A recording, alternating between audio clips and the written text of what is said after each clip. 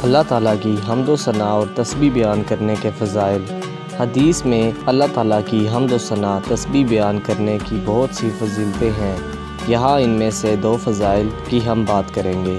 حضرت ابو ہریرہ رضی اللہ عنہ سے روایت ہے، نبی اکرم صلی اللہ علیہ وسلم نے ارشاد فرمایا، 2 کلمے ایسے ہیں جو زبان پر ہلکے ہیں، میزان عمل میں بھاری ہیں اور اللہ تعالیٰ کو بہت پسند ہیں۔ وہ 2 کلمے یہ ہیں، سبحان اللہ و بحمدہ سبحان اللہ العظیم۔ ایک اور حدیث مبارکہ میں ہے، حضرت ابو سعد اور حضرت ابو ہریرہ رضی اللہ عنہ سے روایت ہے، رسول اکرم صلی اللہ علیہ وسلم نے ارشاد فرمایا، اللہ تعالیٰ نے کلام میں سے 4 چیزوں کو بہت پسند فرمایا ہے، سبحان اللہ، الحمدللہ، لا الہ الا اللہ، اللہ اکبر۔ جس نے سبحان اللہ کہا تو اللہ تعالیٰ اس کے لیے 20 نیکیاں لکھ دیتا ہے اور اس کے 20 گناہ مٹا دیتا ہے۔